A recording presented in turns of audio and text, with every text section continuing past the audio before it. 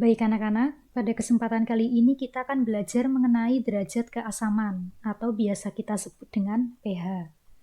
Nah, pH itu adalah ukuran yang digunakan untuk menyatakan tingkat keasaman atau kebasaan suatu larutan. Jadi dalam larutan, pH-nya itu bernilai antara 0 sampai 14. Jika nilai pH-nya itu kurang dari 7 atau antara 0 sampai 7, berarti larutan tersebut sifatnya asam. Nah, jika pH-nya itu bernilai lebih dari 7 atau antara 7 sampai 14, berarti larutan tersebut bersifat basa. Nah, kalau suatu larutan itu pH-nya 7, berarti larutan tersebut bersifat netral. Kemudian dalam larutan asam, semakin kecil nilai pH, itu sifat asamnya akan semakin kuat. Nah, kalau semakin besar nilai pH-nya, itu sifat asamnya akan semakin lemah. Kalau dalam basa itu kebalikannya ya. Jadi kalau nilai pH-nya itu semakin besar, berarti sifat basanya akan semakin kuat. Nah, kalau nilai pH-nya itu semakin kecil, sifat basanya akan semakin lemah. Nah, berikut ada contoh larutan asam kuat, basa kuat, asam lemah, dan basa lemahnya. Ini kalian tidak usah menghafalkan semuanya ya. Cukup dihafalkan yang kuatnya saja, asam kuat dan basa kuatnya saja. Jadi asam kuat itu pada umumnya ada 7, bisa kalian lihat sendiri apa saja. Dan kalau basa kuat itu pada umumnya ada 8 larutan. Bisa kalian lihat, berarti sisanya itu yang lemah ya. Begitu. Nah, untuk menentukan nilai pH, itu bisa kita gunakan perhitungan pH, dan nanti ada juga dengan indikator asam basa. Nah, untuk yang perhitungan pH, itu nanti kita gunakan rumus ya. Jadi rumusnya begini, bisa kalian lihat. Untuk mencari pH dalam larutan asam, itu kita perlu mencari konsentrasi H+-nya dulu. Dan dalam larutan basa, kita perlu mencari konsentrasi OH-nya. Nah, bisa kita lihat juga ya, untuk senyawa yang sifatnya kuat dan lemah, itu rumusnya berbeda. Maka dari itu, kalian harus tahu asam kuat itu apa saja, basa kuat itu apa saja, asam lemah dan basa lemah itu apa saja. Untuk asam kuat, rumus mencari konsentrasi H+-nya itu adalah A kali Ma, di mana A adalah valensi asam dan Ma itu molaritas asam. Dan untuk asam lemah, rumus untuk mencari konsentrasi H+-nya itu bisa kita gunakan. Yang pertama ada akar Ka kali Ma, di mana Ka itu tetapan ionisasi asam, atau bisa juga kita gunakan alfa kali Ma. Alfa itu adalah derajat ionisasi. Nah, setelah konsentrasi H+-nya ketemu, baru kita bisa cari pH-nya berapa, yaitu rumusnya dengan min log konsentrasi H+. Kalau untuk basa itu sebenarnya sama ya dengan asam, hanya saja di sini konsentrasi yang kita cari adalah konsentrasi OH-. Dan yang dipakai itu juga basa. Jadi untuk basa kuat mencari konsentrasi OH-nya itu valensi basa kali molaritas basa. Kalau basa lemah berarti mencari konsentrasi OH-nya itu akar Kb kali Mb. Kb itu berarti tetapan ionisasi basa. Atau bisa juga kita gunakan alfa kali Mb.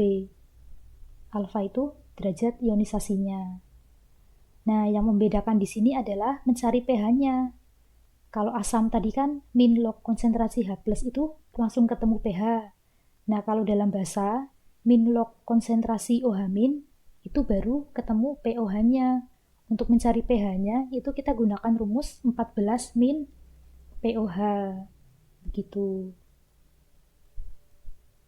Baik, sekarang kita ke contoh soalnya. Nomor 1. Hitunglah pH dari larutan HCl 10 pangkat min 3 molar dalam 200 ml larutan. HCl ini berarti asam kuat ya. Kemudian diketahui ini molaritas asamnya. Nah, ini kan asam kuat. Nah, kalau asam kuat itu mencari konsentrasi H+-nya itu rumusnya adalah valensi asam dikalikan molaritas asam. Valensi asamnya berapa? HCl Jika terionisasi ini akan membentuk satu ion H+ ya. Berarti ini termasuk asam monoprotik ya, karena satu berarti kan mono, kalau dua itu di, kalau tiga itu tri, masih ingat ya? Ya karena ini membentuk satu ion H+, berarti valensinya itu 1. Dan molaritas asamnya kan 10 pangkat min 3. 1 dikali 10 pangkat min 3 itu 10 pangkat min 3 molar. Nah, setelah diketahui konsentrasi H+-nya, baru kita cari pH-nya. Rumusnya min log konsentrasi H+. Berarti min log 10 pangkat min 3. Hasilnya itu adalah ini ya, 3. Jadi pH-nya HCl ini 3. Kemudian nomor 2, hitunglah pH dari larutan CH3COOH 0,0001 molar dalam 5 liter larutan dengan nilai Ka 10 pangkat min 6. CH3COOH itu berarti asam lemah. Kemudian nih diketahui molaritas asamnya adalah 0,00001. Ini kalau kita jadiin 10 pangkat, jadinya 10 pangkat min 4 ya. Karena ini kan di belakang koma ada 4 angka. Ya. Nah, kalau untuk asam lemah, itu mencari konsentrasi H+-nya, rumusnya. Karena ini diketahui Ma dan Ka ya, berarti kita pakai rumus yang ini ya.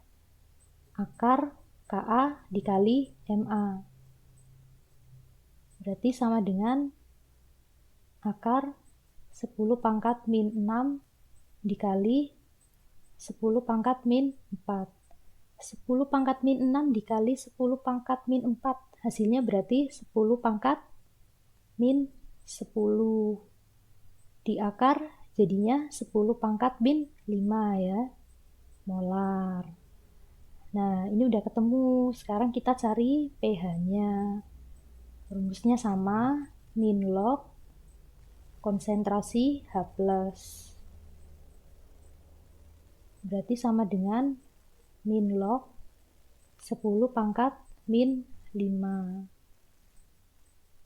Hasilnya berarti 5. pH-nya CH3COH berarti 5 ya. Kemudian nomor 3, hitunglah pH dari larutan CaOH 2 kali 0,03 molar. CaOH 2 kali itu adalah basa kuat ya. Basa kuat, dan di sini kita ketahui molaritas basanya. Itu 0,03 itu kalau kita pangkatkan kan jadi 3 kali 10 pangkat min 2. Nah, karena ini basa kuat, berarti rumus untuk mencari konsentrasi OH-nya itu kan adalah valensi basa dikalikan molaritas basa.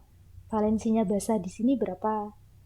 CaOH 2 kali itu kalau terionisasi kan akan membentuk 2 ion OH- ya. Berarti ini namanya basa dihidroksi ya. Ralat untuk yang minggu kemarin itu, kalau asam itu kan namanya protik. Ada monoprotik, diprotik, triprotik itu ya, itu asam. Nah, kalau basa itu kita pakainya hidroksi ya. Beda ya berarti ya. Jadi ada monohidroksi, dihidroksi, trihidroksi, itu basa. Berarti ini basa dihidroksi ya, karena ada 2 ion OH-. Nah, karena ada 2 ion OH- berarti valensinya ada 2 ya. Molaritas basanya itu 3 kali 10 pangkat min 2. 2 kali 3 kali 10 pangkat min 2 berarti hasilnya 6 kali 10 pangkat min 2 molar. Nah, setelah diketahui konsentrasi OH-nya, sekarang kita cari pOH-nya dulu. Mencari pOH-nya dulu. Rumusnya min log konsentrasi OH-. Berarti min log 6 kali 10 pangkat min 2. Hasilnya itu adalah ini ya, 2 min log 6. Nah, ini POH-nya. Nah, sekarang kita cari pH-nya. pH itu rumusnya adalah 14 dikurangi POH. Berarti 14 dikurangi 2 min log 6. Hasilnya adalah 14 dikurangi 2 berarti 12 ya. Min ketemu min jadinya plus. Berarti hasilnya adalah 12 plus log 6. Ini pH-nya CaOH 2 kali. Kemudian nomor 4, hitunglah pH dari larutan NH4OH 0,00002 molar yang memiliki derajat ionisasi 0,2. NH4OH itu berarti basa lemah ya. Nah, ini diketahui molaritasnya, molaritas basanya. Ini 0,00002. Ini kalau kita sederhanakan itu jadi 2 kali 10 pangkat min.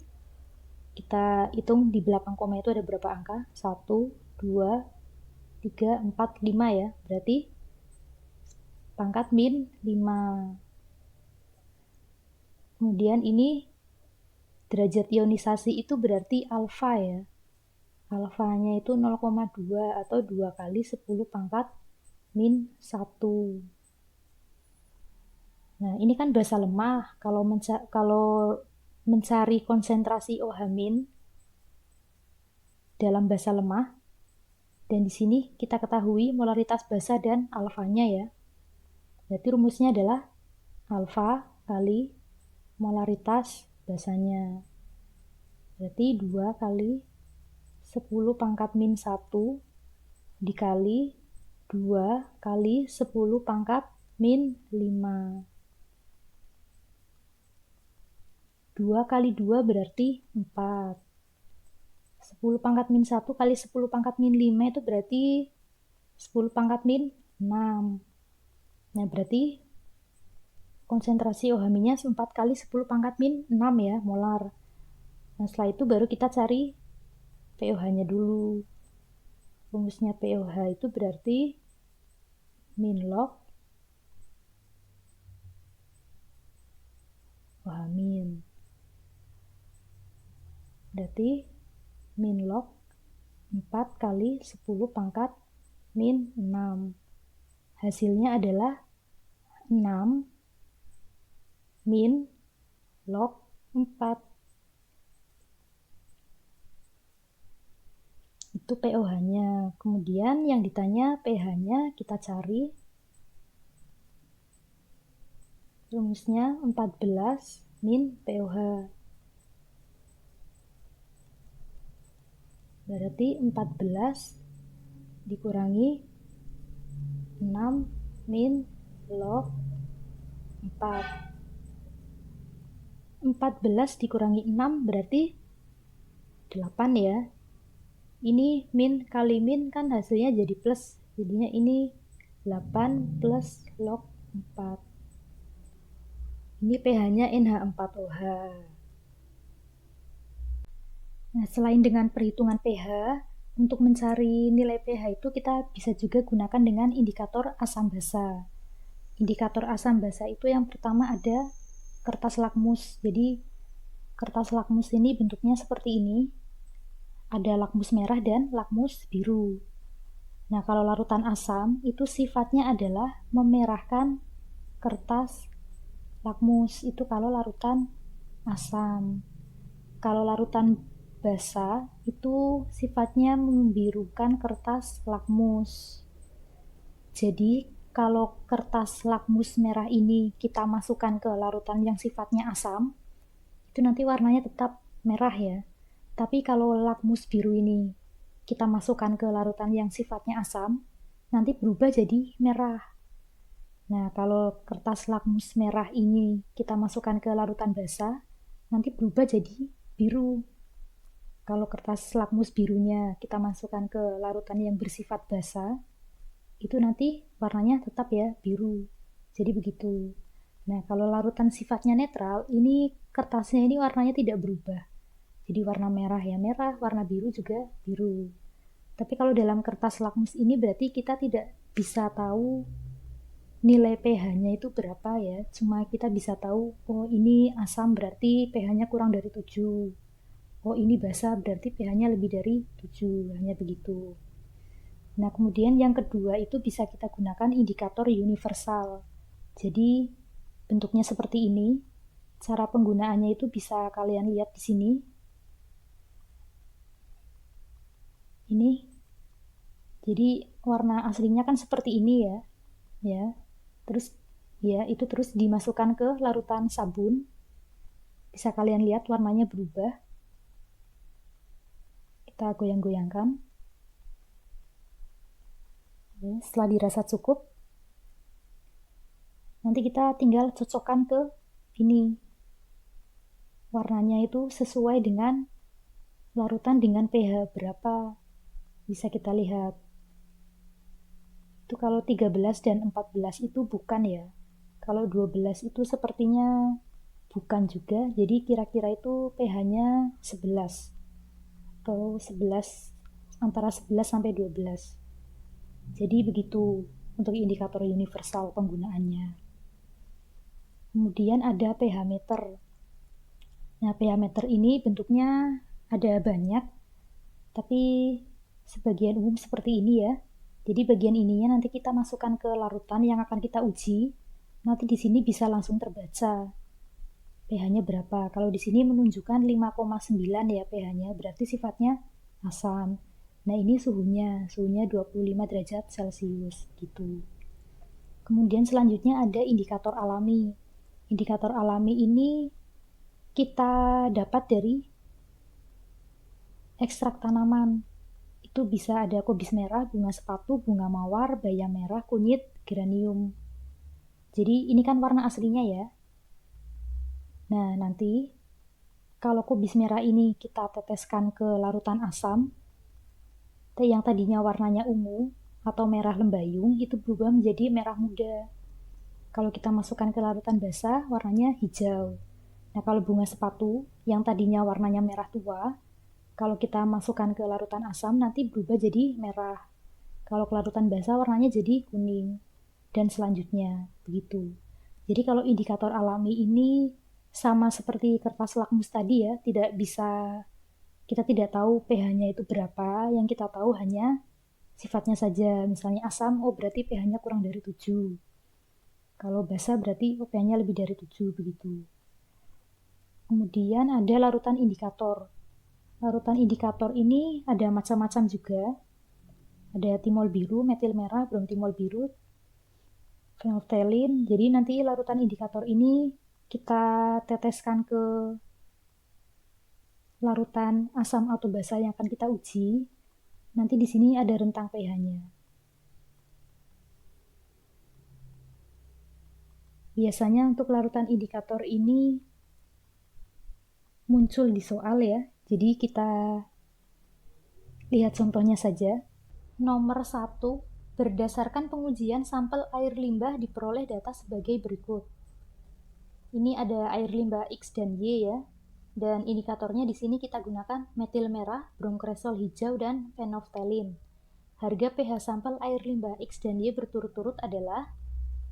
Oke, sekarang kita cari X-nya dulu. Nilai pH-nya berapa? Nah, sekarang caranya begini ya, kita lihat.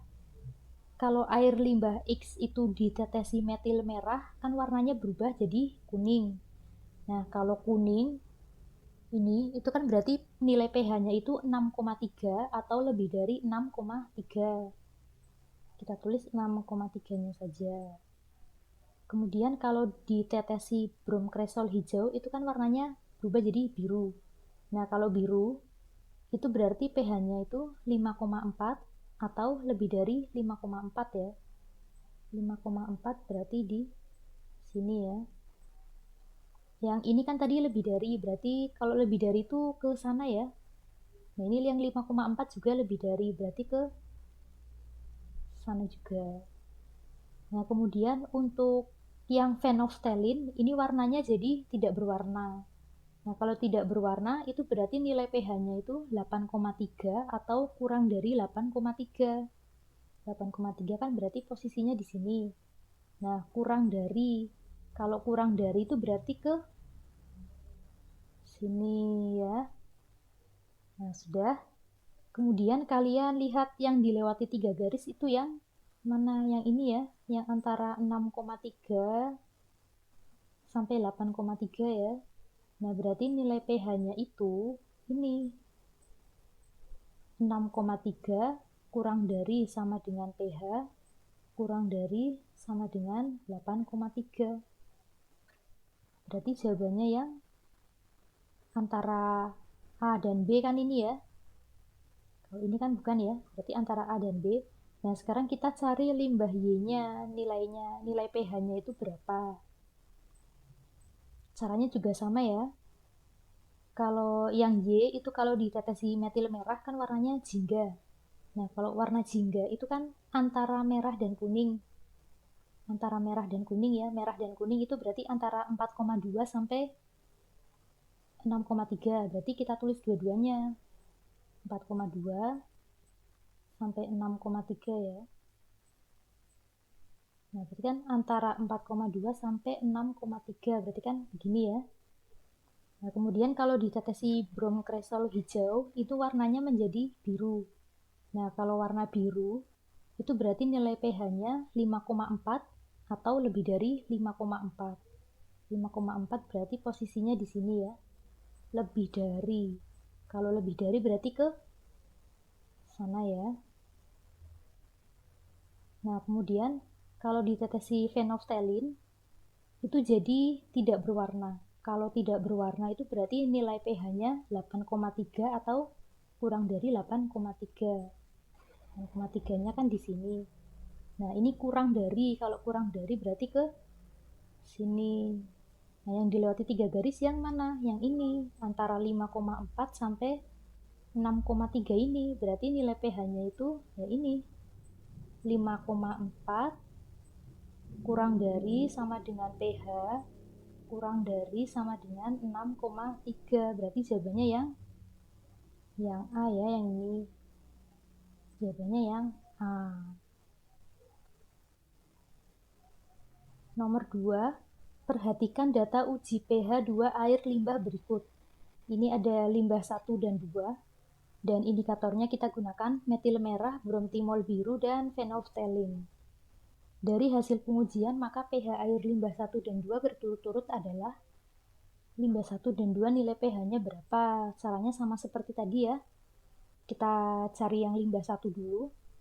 Limbah 1 itu kalau ditetesi metil merah, warnanya itu merah. Nah, kalau merah itu berarti pH-nya itu 4,2 atau kurang dari 4,2. Itu yang kita tulis 4,2. Kurang dari ya. Kurang dari berarti ke sini ya. Nah, kemudian kalau ditetesi bromtimol biru itu warnanya kuning. Nah, kalau kuning itu berarti pH-nya 6,0 atau kurang dari 6,0. 6,0 kan di sini. Kurang dari berarti ke sini ya. Nah, kemudian kalau ditetesi phenolphthalein itu tidak berwarna. Nah, kalau tidak berwarna, ini berarti kan 8,3 atau kurang dari 8,3. 8,3 posisinya di sini. Kurang dari berarti ke sini ya. Nah, yang dilewati 3 garis yang mana? Yang ini ya, daerah ini. Daerah ini berarti nilai pH-nya itu adalah yang limbah 1 itu kurang dari sama dengan 4,2. Mana yang nilai pH-nya itu kurang dari sama dengan 4,2? Yang ini ya, antara B dan E. Nah, sekarang kita cari limbah 2-nya, nilai pH-nya berapa. Caranya juga sama. Kita lihat, kalau ditetesi metil merah itu warnanya kuning. Berarti kalau warnanya kuning, ini berarti nilai pH-nya itu 6,3 atau lebih dari 6,3 ya. 6,3 kan di sini. Kalau lebih dari berarti ke sana arahnya. Kemudian kalau ditetesi bromtimol biru, itu warnanya jadi biru. Nah, kalau biru itu kan berarti nilai pH-nya 7,6 atau lebih dari 7,6. 7,6 itu posisinya di sini, dan lebih dari berarti arahnya ke sini ya. Nah, kemudian kalau ditetesi phenolphthalein itu warnanya jadi merah. Merah. Kalau merah itu berarti pH-nya 10,0 atau lebih dari 10,0. 10,0 berarti posisinya di sini ya. Lebih dari ya berarti ke sini juga. Nah, yang dilewati 3 baris berarti kan daerah sini. Daerah ini nih. pH-nya berapa? Berarti pH-nya itu adalah lebih besar dari atau sama dengan 10. Nah, mana yang pH-nya itu lebih besar atau sama dengan 10? Berarti yang E ya. Berarti jawabannya yang E. Nah, demikian untuk materi kali ini. Jika ada salah saya mohon maaf. Terima kasih.